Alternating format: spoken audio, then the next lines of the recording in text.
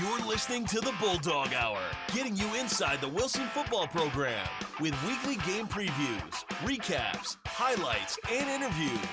Now, here are your hosts, Joe Mays and Justin Raffauf.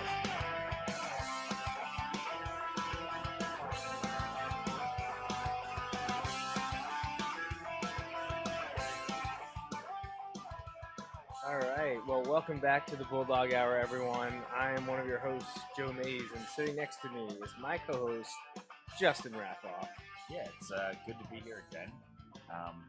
We're getting into the rhythm of things now, but we'll kind of see as we get going. It was a good night for football on Friday night. It reminded me a lot of what football should feel like in terms of weather and all kinds of stuff. So yeah. It was a lot of fun on Friday. Yeah, it was perfect. I'm not really sure you could ask for a much better outcome. Like you mentioned, weather-wise, it kind of felt like fall. It was a little overcast entering the game as the sun went down. But we didn't have any rain. It wasn't super windy. It was cool but not cold. And Wilson won by 35. I remembered my jacket this week too, so that was good. Oh yeah, and they won. Yeah, so they won. That's all positives. Now, I mean, Wilson's not a stranger to winning by mercy rule. It's just unusual for it to happen against the opponent that we played. Yes, that is very rare. Manheim Central is very similar to Wilson. They're a level below the Bulldogs in terms of the enrollment, the classifications, but program-wise, I mean, honestly, they're probably a step above when you look at everything. They've got the state title. They've made the state title game multiple times. They have more district titles. Manheim Central is an incredible program. Yeah. And, it's not often that you can compare someone with Wilson or even say, hey, they got a couple notches that we don't. And they got to come to Gursky this season after kind of sneaking past us last year. I know a lot of people are upset about that, but well, things went right for Wilson this year. Yeah, it definitely went differently this year, and I'm all for that. It was a lot more fun this Friday than the year or so ago. Oh yeah, absolutely. It was a lot of fun. It didn't necessarily feel like that the entire game. No, but no. Once some of the maybe the nerves got shaken off, once they got going.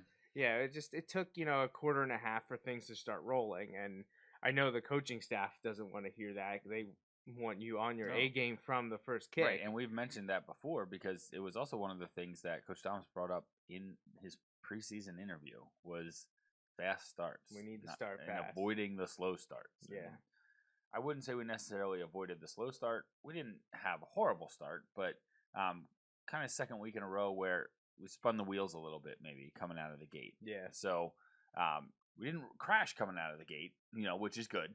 But we, I'm sure that's something they're looking at and kind of looking to improve upon because, again, it was a great game, but, there's definitely areas where we can still improve, and that's some of the things we'll talk about. But overall, like you said, it was a great night and a great outcome, and we'll take it.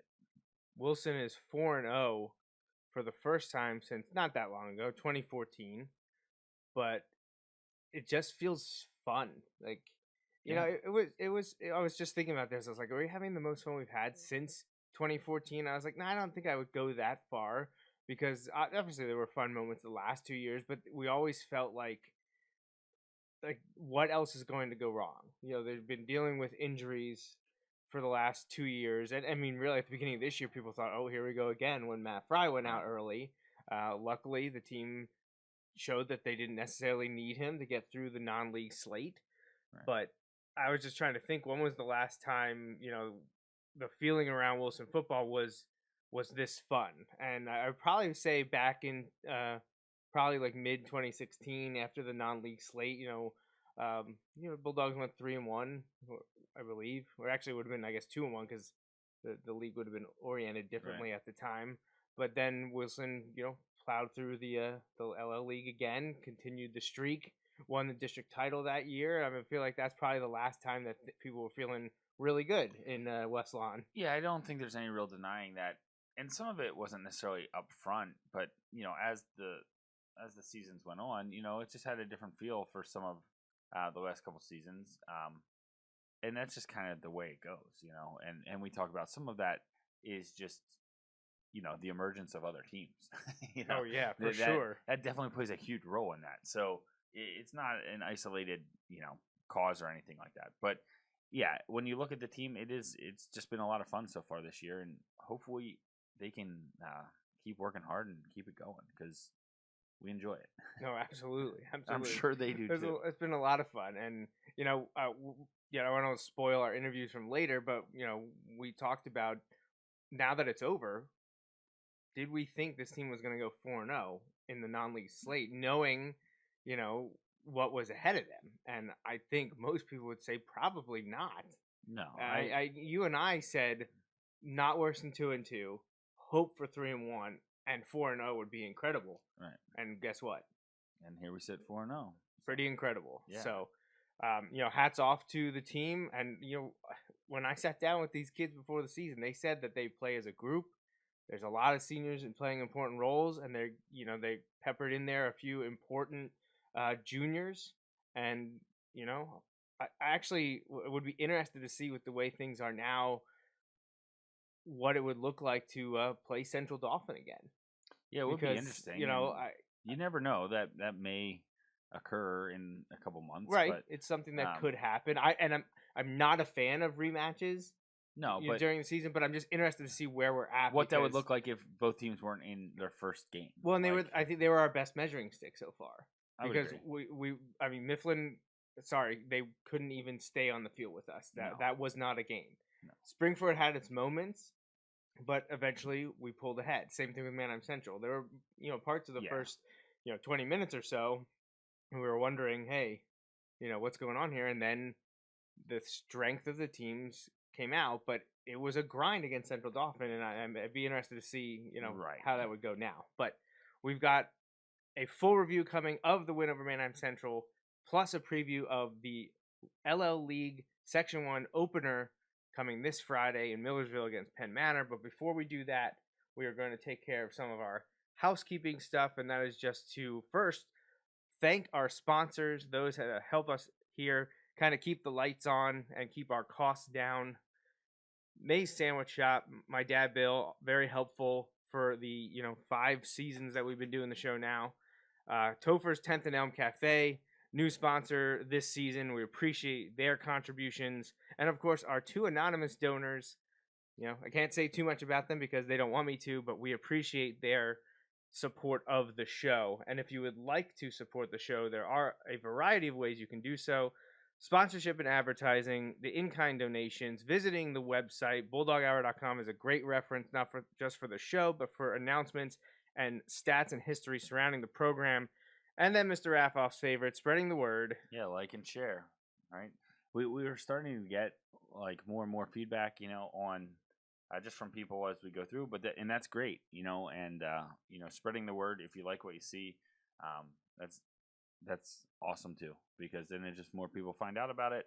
The more we're able to do. Oh my gosh, yeah, and I do want to say to the people that say stuff to us on Friday nights during the game, before the game, after the game, parking lot. I think we like it. I think I thoroughly enjoy standing there or walking with Justin and someone be yelling, "Hey, Bulldog Hour," or "Hey, we love the show." So if you watch the show and you enjoy it, let us know because we love to hear it.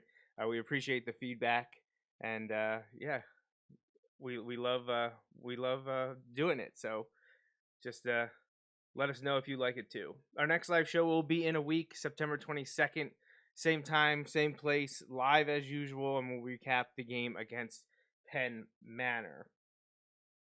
All right, so here's Justin's favorite slide of the evening. Our schedule.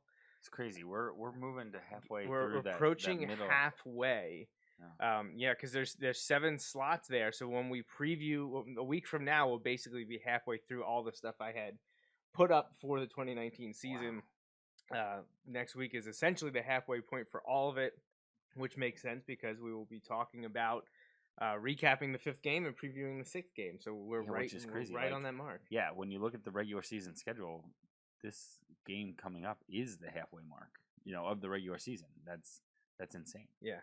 So I want to start hyping this up again. A lot more information is coming soon about these events that we've been talking about for the better part of 8 months or so.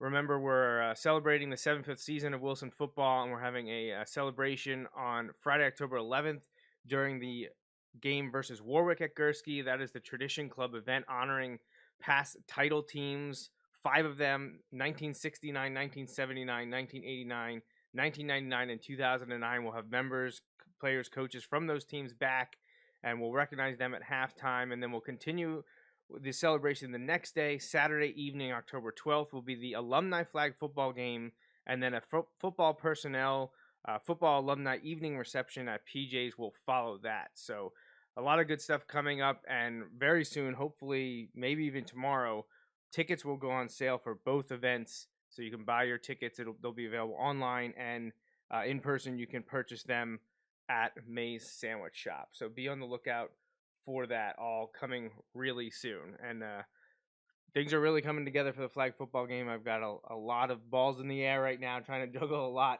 to get that organized, but it's going to be a lot of fun. Again, that's 6 p.m. on Saturday, October 12th. And you'll have teams and, and finalize the players and all that stuff. And I'll announce that on the show really, really soon. So one last thing here before we dive into the recap. Did get an email sent to us from your dad. Oh, yeah. And he just was pointing out, and I saw this earlier, and I forgot to write it down in my notes, so I appreciate your dad sending it along, just saying the state rankings were updated, at least one of them, and Wilson finally makes an appearance in the top 10. You and I were talking about WEEU's Bob McCool before the show started tonight. Well, he's someone that Friday night tweeted out that anyone that doesn't have Wilson in the top 10 in 6A is basically crazy.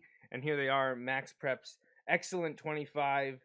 Their rankings in Pennsylvania 6A now slot Wilson West Lawn at number 7, just behind Coatesville, but in front of Manheim Township. Yeah, and I mean these rankings are really tough, I think, for high school. A lot because one, the schedules are so different for different teams. But 2, like, it's virtually impossible to see each of these teams each week. You know, Right. like you can't. That's hard enough at the college level, let alone at the high school level. But as the season goes on, it sort of irons itself out there. Talking about the schedules, you just look. St. Joe's Prep is number 1, as they probably should be, but they are. Yeah, even though they're 1 and 2, 1 and 2. Their right. losses are to national powerhouse teams that are obviously more talented than them, and when they're generally the best team in the state, you give them the benefit of the doubt because you expect that they'll be a Final Four team, come the end of November when we iron all that out. Right. So we'll see what happens, but I do appreciate the reminder. I know Dave Long also posted that on the Tradition Club earlier today. So, yep, starting to get recognized. Wilson's is up there. I'm always checking the High School Football America National Top 100. Always interested to see if Wilson can crack that list. I haven't done so yet this year, but the likes of Harrisburg and Coatesville and St. Joe's and Pine Richland. So there's teams that Wilson could and very well may face in the coming months. And hey, Wilson keeps winning, they're going to make an appearance there. Right. If Wilson, I would say, come the Warwick game, if Wilson has 3 more wins under their belt leading into the Warwick game, Wilson could be in that honorable mention area as a top 100 team in the state, having beat Township, who's creeping up to that as well. Right. Especially if Warwick would be coming in undefeated, and should the Bulldogs win there, now you're starting talking about you're up there in the Pennsylvania rankings, which is going to get you pretty high in the national rankings. To crack that top 100 though is difficult. It's nice to see Harrisburg, Coatesville, Pine Richland, St. Joe's. And we talked a little bit about the 4 games that we've won. That helps, but when you look at it, Central Dauphin is, I assume they won on Friday. I don't even know that. They did. They beat Cumberland Valley. Okay. So, that's a big game, actually. That was a huge game. Yeah. They're 2-2, but talk again about another non-league slate. They play us and Manheim Township, and now they're into league play, and they play Cumberland Valley, and that conference is just crazy up in the Mid-Penn. But you look right now, in the LL Section 1, Right. Wilson, undefeated. Mm-hmm. Township, undefeated. Warwick, undefeated. And Cedar Crest, undefeated. You know, and I think Mike Drago mentioned it in the paper. I don't know that it was printed in the paper. I know he was talking this week about some of the things are only on the online version.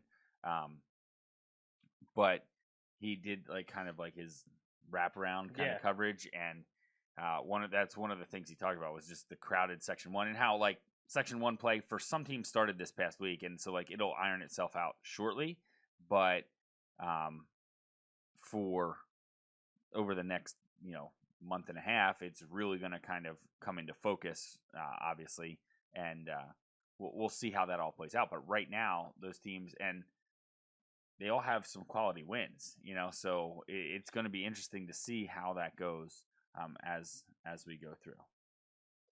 Absolutely. So Wilson beats Manheim Central this past Friday, just a few days ago, 49-14, moves to 4-0. But let's talk about that game a little bit more in depth as well. We've got a lot to cover here. So let's dive into some of the statistics from the Bulldogs' win over the Barons. Wilson dropped the Barons to 2-2. It's the first time since, did they say 2016? That Manheim Central lost 2 in a row. Right. It's the most points they've given up in a long time. Since 2007. Right, to Elizabethtown. Yep. Yeah. And the first time they were actually mercy ruled a few years ago, I think in the district championship game against one of those powerhouse Bishop McDevitt teams. Correct. But yeah, it doesn't happen that often to Manheim Central. And you know what? Watching them, while it was a bad matchup for Manheim Central on Friday night, I think they're going to be okay. Yeah, yeah. I think that Manheim Central Cocalico game could be a really exciting game to watch. Just see how they can match up. But some other people mentioned to me, and this probably will play out in the stats, but you just kept hearing the same 2 names kind of over and over again. Right. You heard Evan Simon and I think it was Colby Wagner, Ben Wagner, right, and Jake Harbach, I believe. Those are the 4 that they mentioned. But yeah, it was either Simon or Wagner, and then if the lineman made some noise, it was usually Kolk. Yeah. So I mean, holdovers from last year. We heard those names last year, right? But it's the ones that aren't there this year. And as they get experience and as they go through, and their coach even alluded to it after the game. All right, we kind of had this huge non-conference or non-league schedule, and now we get back into our Section 2 play, and we need to kind of regroup because they still have a lot of things ahead of them, and I think Manheim Central could definitely be one of those teams that could be better by the end of the season for pushing themselves and playing some of those harder teams early on, So it's hard to see that now when they're sitting at 2-2. Yeah. But if they're sitting there at 8-2 or 7-3 in a few weeks, the way Cocalico's been playing, I feel like it's going to be tough for Manheim Central to stop them. Noah Palm is incredible, and our buddy Andy Herr, he pegged Cocalico to be that section champ. I think a lot of people questioned him on it, and he looks like a genius right now. Yeah. Now wait until they play each other. Right. We'll see. Which I believe is in 2 weeks. It is the same night that we welcome Manheim Township to Gursky. Talk about huge games in Section 1 and Section 2 then. That's also the weekend. The next day, Central Dauphin plays Harrisburg. So, big District 3 games across the board. Huge games. So, Barons Bulldogs stats, even in first downs, 14-14. However, rushing, Manheim Central held to just 57 yards on 34 rushes. Just what, 1.6 yards per carry or something like that. Not a lot of room. Wilson, 30 rushes for 314 yards, averaging over 10 yards per carry. That'll get it done. That's crazy. Wilson, only had 98 passing yards from Caleb, but he made them count, and they didn't need him to throw that often. And he was 9 of 11. And he was 9 of 11, which is the bigger thing. He completed the same number of passes as Evan Simon. Yep. And he attempted 14 fewer passes. Yeah, so he was 9 of 11 for 98 yards. Simon and the MC quarterbacks were 9 of 25 for 157 yards. Wilson averaged 10 yards a play throughout, 41 plays for 412 yards. Manheim Central ran 18 more plays, but had 200 less yardage. So yeah, Bulldogs defense getting the job done, and really, Wilson gave up 2 touchdowns, and one of them was a big play, which we'll see when we get to the highlights. But the other one was as a result of a special teams gaffe. Right. They were given a short field, and Which was early on, and it it tied the game 7-7. Right, and it made me flash back to last year right away because we had. Now it was on a punt, not a punt return last year, but the play I was thinking of. But yeah, they were able to kind of regroup and get it together. And actually, Mason, corrected for that. That was kind of the first significant special teams miscue this year because we saw great special teams again Friday night. We had a block punt, which ended up being a touchdown just a couple plays later. You mentioned Mason returned a kickoff, 90-some yards for a touchdown. So, one little miscue, which I'm sure they'll address and figure out. Right. But special teams have been special for Wilson this year, and that was the case for most of the game Friday night. Third down conversions, fourth down conversions, not a lot of standouts there. 5 of 14 for Manheim Central, 3 of 7 for Wilson. Both teams were 0 for 1 on fourth down. Wilson did capitalize all 3 times they made it into the red zone. And probably the biggest thing is the defense had 7 sacks of MC quarterbacks, losing 46 yards. And the big contributor there were Avante Lockhart and Ethan Capitano. Avante had 3 and Ethan had at least 2, maybe even 2.5. So great game all around. Let's talk a little bit more about the individual statistics. Let's talk about the D1 quarterback on the other side of the field. He was 9 of 25 for 157 yards and the touchdown, but was sacked, like I said, 7 times. And Evan Simon he didn't, after the first quarter and a half, he didn't have a lot of time to make proper reads and make his progressions because he had people in his face at all times. It was another great game plan by Ernie Wolber and the defensive coaching staff, everyone that contributed to that, of number of rushers to send, who to drop, how to confuse both the line, the receivers, and the quarterback. And, they brought the heat when they needed to, and most of the time it worked in their favor. 7 sacks show up in the stat book, but not too many people will pay attention to the hurries and the knockdowns, which happened basically, especially from mid-second quarter through the end of the third, every other play. Right. All right, on the Wilson side of things, we mentioned Caleb had another very efficient, very successful night throwing the ball. Justin said he only had 2 miscues, 9 of 11, 98 yards, and the touchdown, or the 2 touchdowns, excuse me. And he had 98 yards on the ground, 89 passing. I had them flip-flop there. So it's 98 total passing. Because there's Nick's. Yeah, we concluded that. So Caleb was 7 of 9 for 89 yards and 2 touchdowns. Rushing, he was 10 for 98 yards and a touchdown. He had another huge rushing touchdown. Avante had 11 rushes for 92 yards and 2 scores. And then we saw Troy Corson get a carry on a jet sweep, which he turned into a 55-yard touchdown. Avante also had with some crazy great blocking by Avante on that play. And then we got to see a few of the other guys. Mason Leonard and Jaden Jones each carried 3 times. And then Nick Williams chipped in a few at the end as well. Troy Corson also doing damage at his receiver position, catching 4 balls for 68 yards and a touchdown there as well. And, defensively, individual tackle-wise, it was Avante, 6.5 total tackles, 3 of them for loss, which were the 3 sacks. AJ Futrick chipped in 4, had a half tackle for loss. And Anthony Kper, he had 4 as well with a half tackle for loss. And the big one was that 4th and 2 stop, the stick of Evan Simon, that actually kind of started the Wilson offense going downhill. That was the beginning. They had just scored. Manheim Central started the drive a little bit, aided by some penalties. Swung momentum and back. As soon as Kper shut the door on that 4th and 2, Wilson scored. If it wasn't the next play, it was in the next few. That might have been actually when Caleb was that. I can't remember. And we'll see it in the highlights. It was either the Caleb run or maybe the beautiful pass to Troy. There's a touchdown right after that 4th down stop. And it was just another solid evening for the defense. And I mentioned Ethan Capitano. He did have 2.5 sacks on the evening. So, well, let's stop talking without something fun to watch. So let's pull up the highlights here for everyone to see. And just recap the game in a visual fashion, if I can get it to be pulled up properly. There we go. Always fun to have the technology work properly. So, like, one of the things, and like you said, we'll see some of these on the highlights, but I thought it was impressive how, they were able to get things going in the second quarter, but then at half, they didn't come out in the second half and kind of sit back.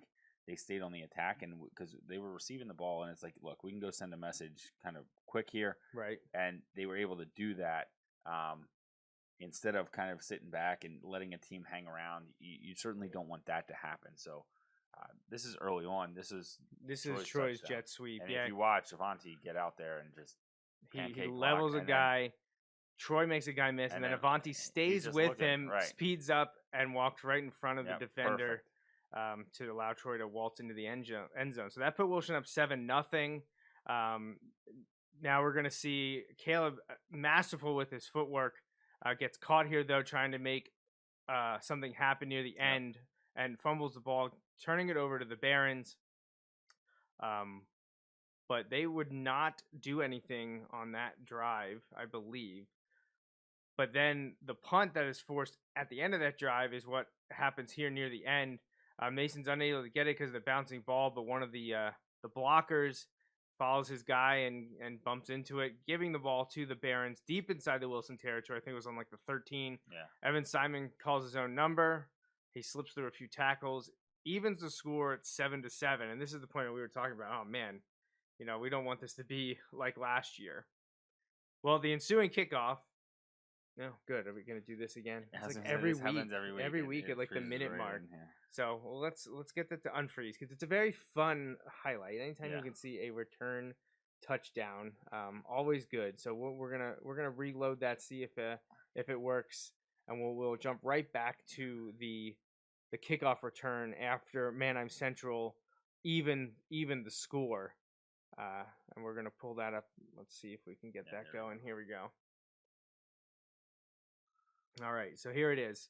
So after the bounce, Mason Leonard's going to pick it up, find a seam, and he's gone. Like, all he has to do is one little move to make the kicker miss, and no one's catching him. He's down the sideline to put Wilson back up on top, and they would not relinquish that lead. They're 14-7 at this point, but this is when you're going to see the defense start to dial it up. Pressure, a hold, which wasn't called, but then Capitano eventually gets to Evan Simon. And then on this series, you're going to see a perfectly executed punt block by Adrian Santana. And eventually, the ball would be corralled at the half-yard line. Yes, that was ruled a Wilson recovery at the half-yard line. Well, I think they are calling Manheim Central touched it at the half-yard line, and that's why. That could be. Which, really worked in our favor because now we get to score a touchdown, which Avanti did just 2 plays later. Exactly. That's, that was actually beneficial for us that we got the ball there. So now it's 21-7, and you're going to see pass rushers get things done. An end linebacker, the move-in from Colorado, Ashcroft, gets the sack there, and we're going to see it happen. This is one of their good pass plays that they connect on. Simon has his moments when he has time and the receivers run their right. He's a very talented player, and you're going to see it right here. A little coverage mishap leads to a guy wide open. Simon waits, sees him, connects on the ball, and this is where they get their touchdown. So now they cut it to 21-14, and again, you're just like, oh, man, we can't pull away. Well, Wilson's going to answer right back, and it's going to be with their quarterback, and he sets up the next play. It's a beautiful pass. It kind of reminds me last year of the one that Gilmore caught from Futrick. Yes. Now this one was much longer and it was for a touchdown, but Wilson needed to complete a pass against Manheim Township last year, and Futrick kicked Gilmore for a huge one to pick up a first.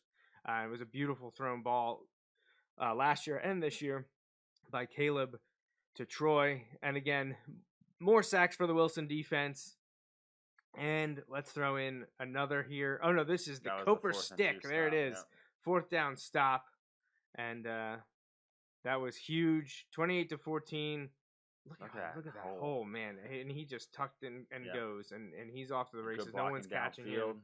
Yep, no holds, no flags. Wilson's now up 35-14. That's where we would go at halftime. It's just like 20 seconds left before the half there. And then to open the third quarter, the beginning of the second half, they were like, hey, let's give it to our running back, who is deceptively quick, but also incredibly strong. And he just makes people miss. He wanted this one badly, but I think he gets tracked down by Evan Simon, and that's just one highlight ends like that. The camera guys leave a lot to be desired at Wilson, so... Well, at least the booth guy does. Yeah, I agree. Just a couple plays later, then Avanti does get in for his second touchdown of the night, and that was his drive. It's good they allowed him to capitalize on that. But again, the Wilson defense was flying around, making plays at all times. They had the offensive line for the Barons confused all night long. Who was coming? Who wasn't? Where's the pressure fighting from? And here again, Ethan Capitano is unblocked and just takes down Evan Simon. Yeah, that's not the way they wanted to do that. No. So Wilson offense would drive down the field again, and Caleb would find Nate Hoekstra in the end zone, get the score to go to 49. Avanti was 42. So it's 49-14, and the Bulldogs still pressuring the Manheim Central quarterbacks.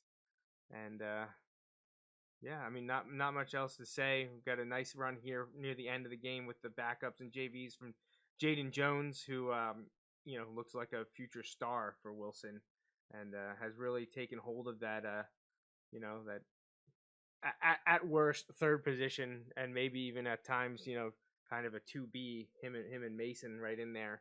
And, go Avanti, Mason, and Jaden. That's a pretty good trio of running backs. It's nice. We've seen it a few times late in games, but even plays here and there.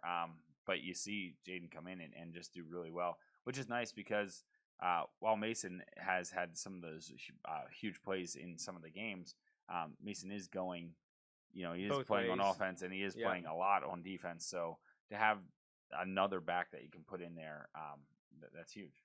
Absolutely. So that was the Wilson victory over Manheim Central. And Wilson hadn't beaten Manheim Central for a long time. Now we had played them for 8 or 9 years or whatever it was. But, after the loss last year, it goes back to, I guess, I want to say 2011. So I saw something like it's the worst we've beaten them since like 1951, I think it was. It's a little misleading. No, it's not misleading at all. No, not at all. No, we've only played 11 times, I think it is. Yeah, I think so. And actually, I think I have some information on said victory or whatever you want to call it here. Let's see if I can pull this up real quickly because it is a season that I have finished. So let's see. Yep, there. All right, there we go. What's that right there? What's that say? 51-7, and you have the article. I have the article from September 1951, September 16th. So nearly, almost exactly, 68 years ago from right now. So, well, actually, the game would have been played on the 15th. So literally 68 years ago today. And according to the article, this Bulldog victory surpasses that President's victory. That's from right. 1951. Yes, because in 1951 it was the Wilson Presidents or the Prexies. Before my dad was born. Right. Like significantly before my dad was born. And we got two guys here mentioned, Bill Mann and Bob Mitzel, who were on the 1950 championship team, which the Tradition Club honored a few years ago. And both of those gentlemen were present at that. And at least Bob will be at the alumni flag football event as an honorary captain. So yeah, a lot of interesting names there, and there is proof of that 1951 demolishment. Is that a word? Sure. Okay, it is a word now. And if you have a chance, go to the website and read this article. It is it is quite the read. I actually said to Mike Drago when we sat down over the summer in July, I would like to see him write an article on Wilson the way things were written in the 40s and 50s. You have to say, like the visiting 11. You have to refer to people as gritters. You have to. I'm not gonna read some of this. You can go and read it. There's no PC doesn't exist, and I don't mean that really in a if it's something that could be misconstrued, it's a go. Just go to the website. Just go to the website and research. I mean, I've read a lot of them because I've done every game that I can find. 45, the info is sparse for now, but 46 through 51 is done and is up there for all the ones I could find. And just the way things were written back then, man, it's fun. And I was just like, hey, Mike, you got to throw one of those in there. At least some of the terms. Like you can call us gritters. Don't close that out. We'll come back to that after the show. We'll take a look at that later. So, yeah, but good times. So, we open league play now this week. Yeah, hard to believe. Finally, week 5. Yeah. A lot of other teams have at least one, if not 2, league games done for a variety of other areas of the state. But Lancaster-Lebanon League Section 1, for Wilson at least, kicks off this week. I think there's some teams played. Well, like Warwick and Hempfield played this week. Right. Township played Penn Manor. Depending on when they're... It depends when the crossover when their mandated crossovers right, are. So Wilson takes theirs at the beginning, or like basically the transition from complete non-league to quasi non-league to league. So here we are getting ready to play the Penn Manor Comets. We haven't been to Millersville since 2016. Yeah, they were off the schedule. Just like we were at Township 3. Right. Including the playoffs, 3 games in a row. Right. They had to play us. Yeah, Penn Manor was. I was about to say off the schedule. That's not right. Cedar Crest was the one that got bumped off the schedule for a 2-year cycle. But the way it's set up. So 2016 we went to Penn Manor. 2017 we hosted Penn Manor, and that ended that cycle. But then when 2018 came around, we hosted them again. Yeah.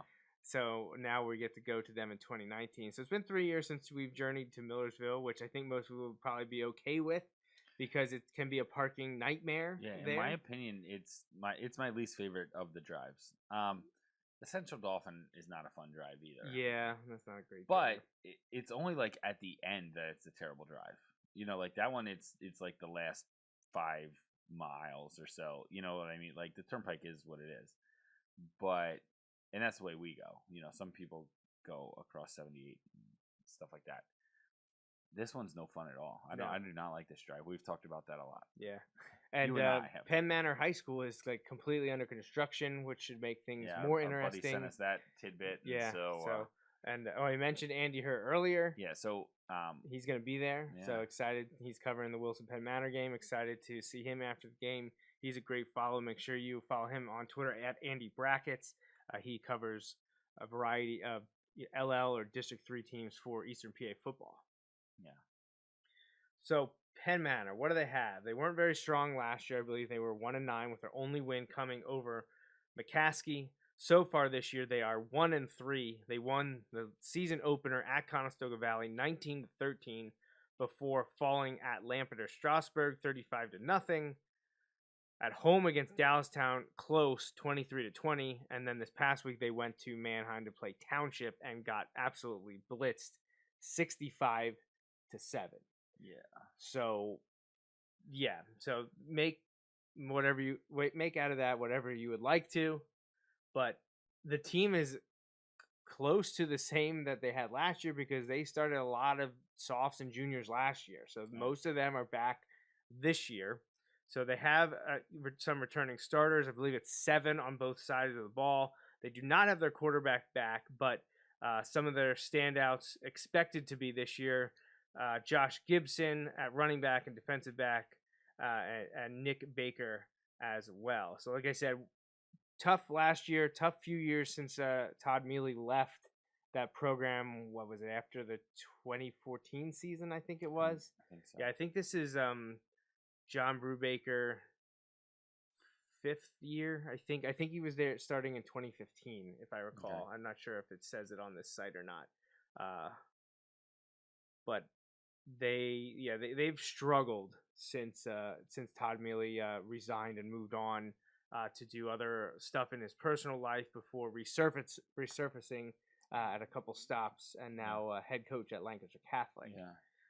But yeah, it's been a rough go for the Comets, which is interesting because when I played, they were not good, and then I moved back to the area, and all of a sudden they were a team on the rise, and then they were the main challenger for Wilson for a couple seasons, I think 2012, 2013, they were a team that it was they were the ones circled. And actually, I think 2 out of 3 years we played them twice, including the playoffs.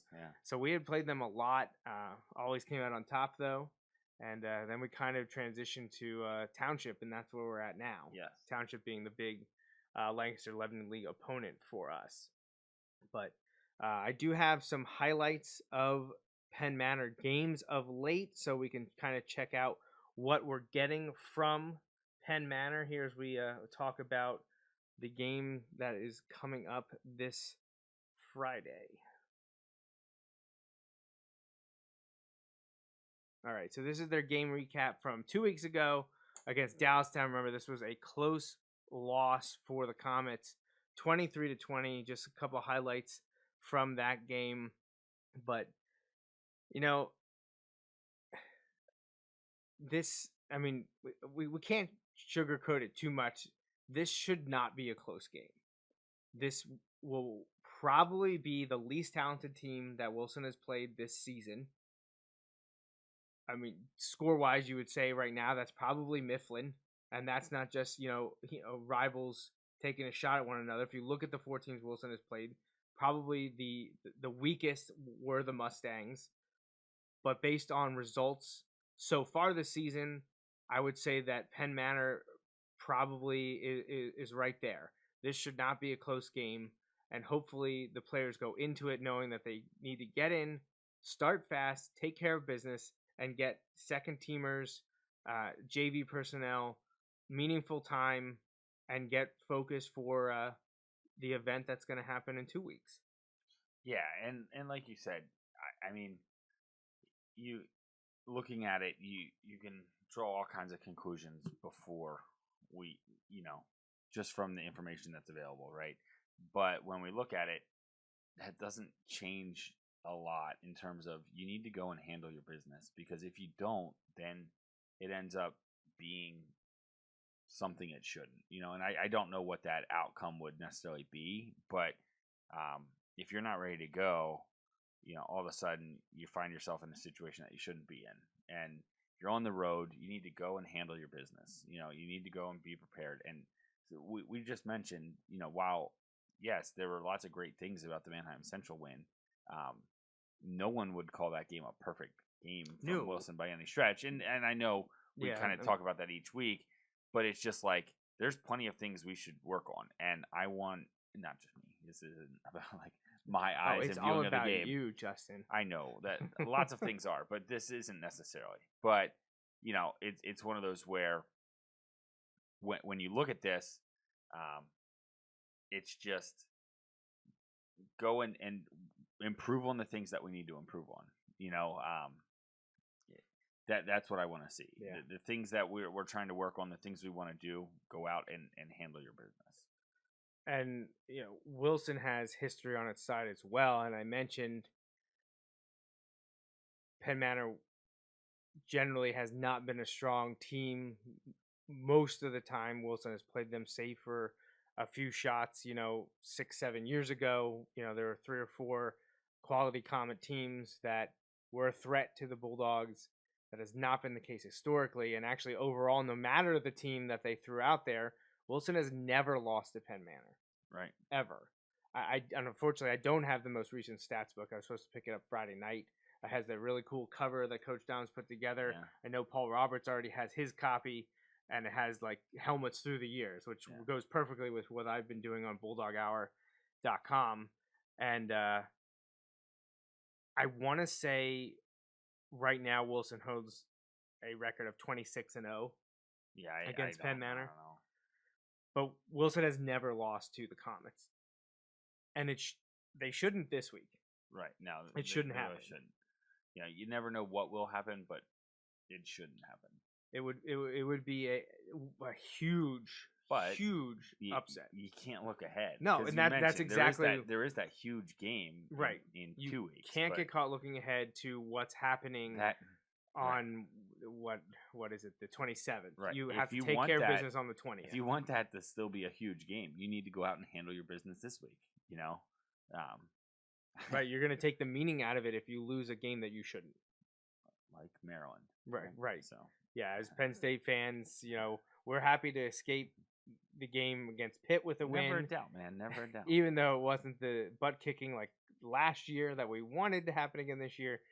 Looking at Maryland, who's playing another team that Penn State fans don't like in Temple. Right.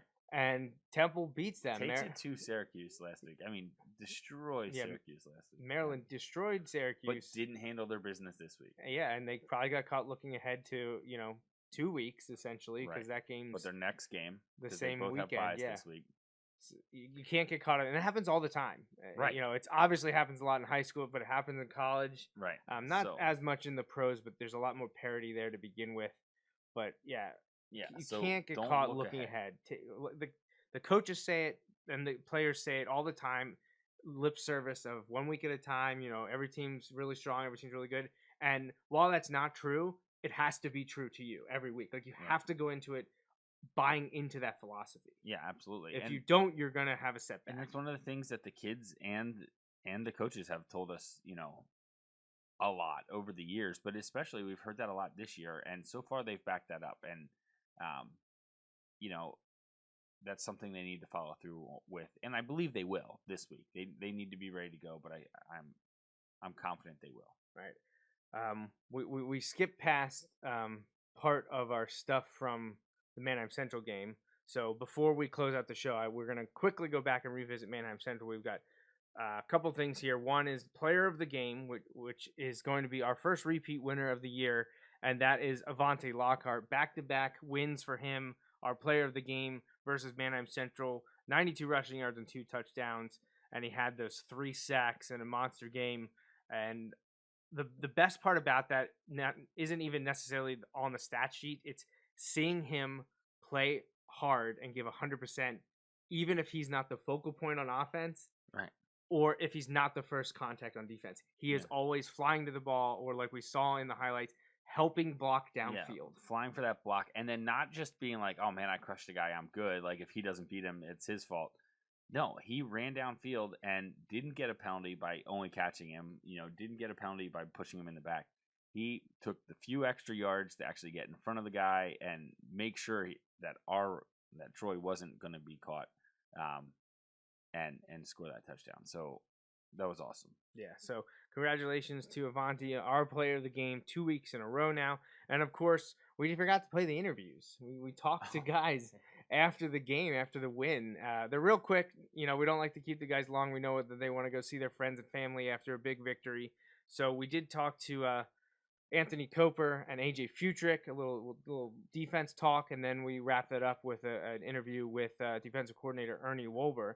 And we'll have more to say about his coaching journey a little bit after the interview. So enjoy these interviews. We'll play them back to back, and then we'll wrap it up and get out of here. So here is our interview with our defensive players, Anthony Kper and AJ Futrick.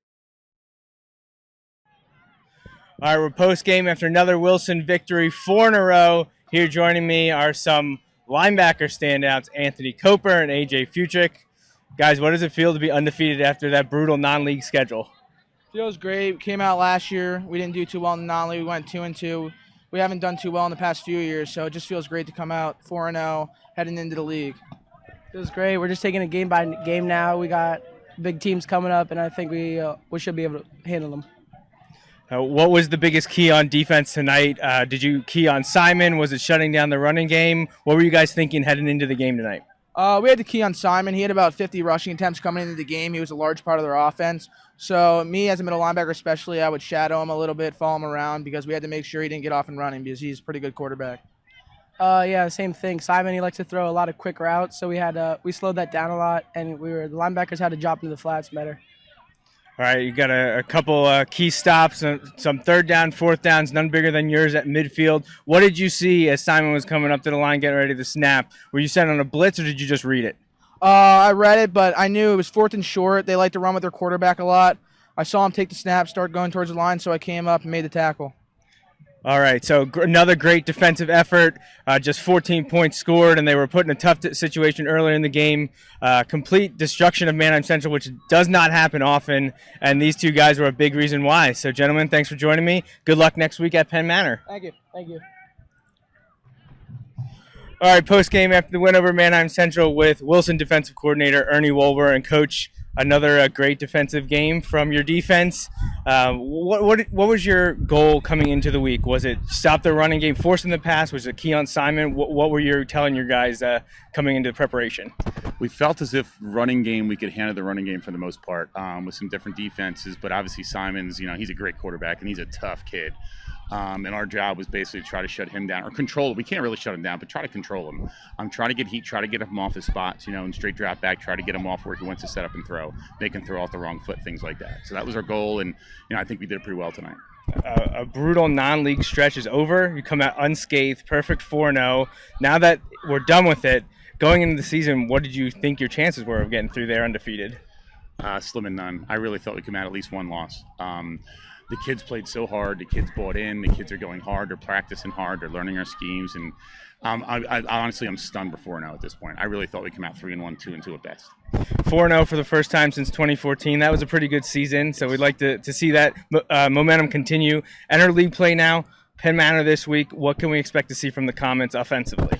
I put a couple hours in on them already. They run a multi, but they run some.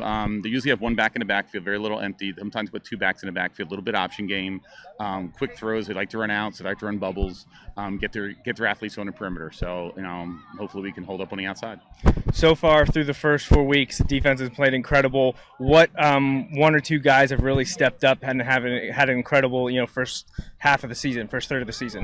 I look at Anthony Kper, our middle linebacker, inside linebacker. Last year he wasn't as fast as he needed to be, and he worked really hard all season to get better. And you see it; it's all really making it work for him. He's worked with Darryl Daniels, a speed guy, and you can really see the difference in him. Another guy up front is John Ventura. We call him Ace. Ace Ventura, obviously, and he struggled. He played for us last year, but he struggled defensively. He didn't totally understand, didn't have confidence in himself. Now he's playing both ways, and he's playing with a bunch of confidence, and he's doing a fantastic job. Those two are in particular, but everybody's playing well right now. We're getting better week to week, which is nice to see. And this is without Matt Fry, one of your starting DBs. Haven't seen him yet this year. Is he coming back soon? I hope. You hope so. It makes my job a little easier. All right, last question here. In the first half, we saw your coordinator counterpart, Jeremy Palm, show us his quarterback skills and launch one of MC balls all the way across the field. Okay. What can we see from you to show us some of your former playing glory? I'll hit somebody pretty hard. You'll hit someone pretty hard? I'll hit him pretty hard. Right. I don't need a helmet. You don't have to tell it who it is. We can just kind of Terry Tate off as linebacker. Maybe we can get that on film. And I can, like I said, I got one or two left in me. Okay. And after that, not All more. right, yeah.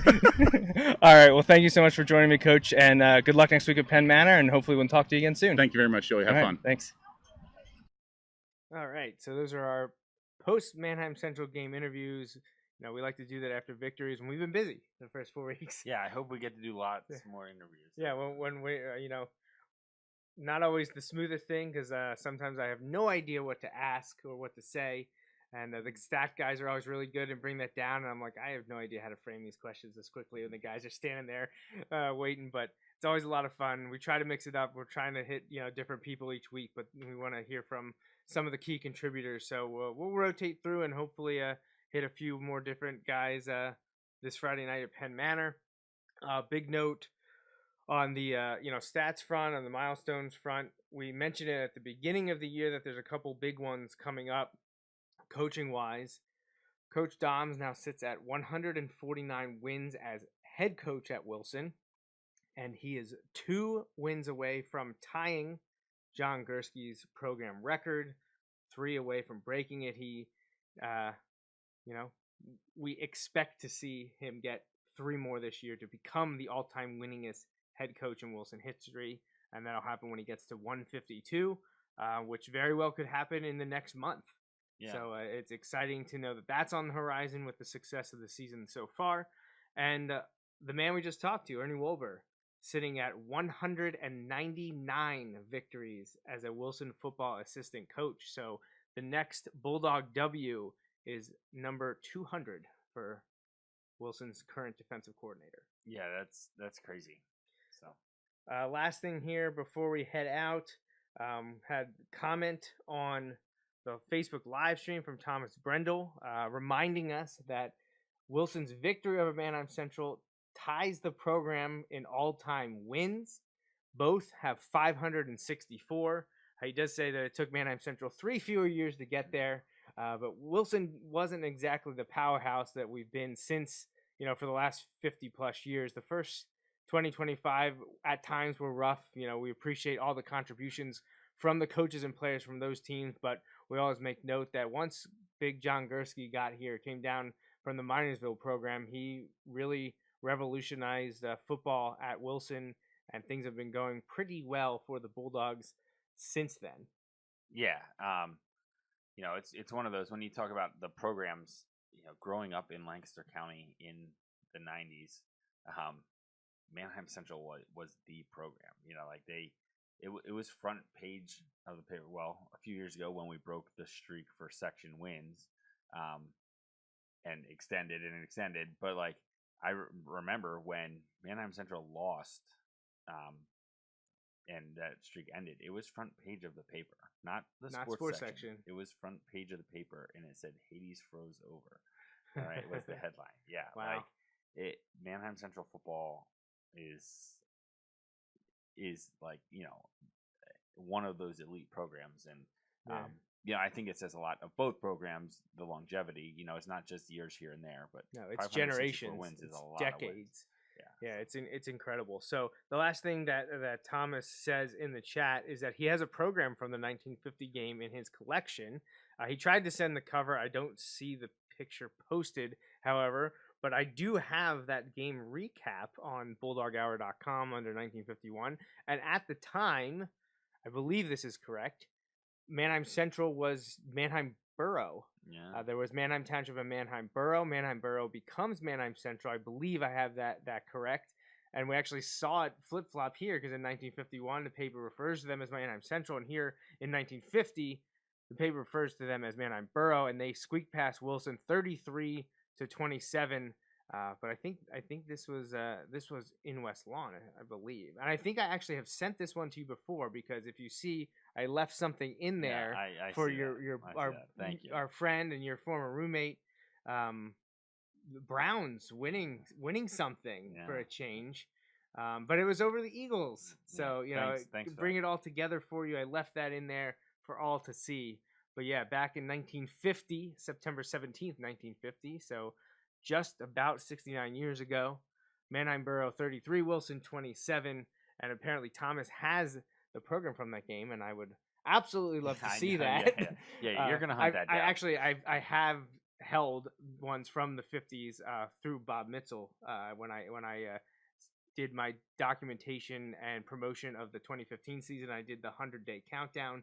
A lot of stuff from some of the 40s and 50s I got from Bob Mitchell. So I have seen some of those 1950s era programs, and they're fun. Just like the write-ups are fun. Seeing the artwork and the way things were back then, the way things were presented is pretty cool. So if you're into that thing, definitely check out BulldogHour.com, and I will continue to update that as I can over the next few years to have an entire collection for every single season.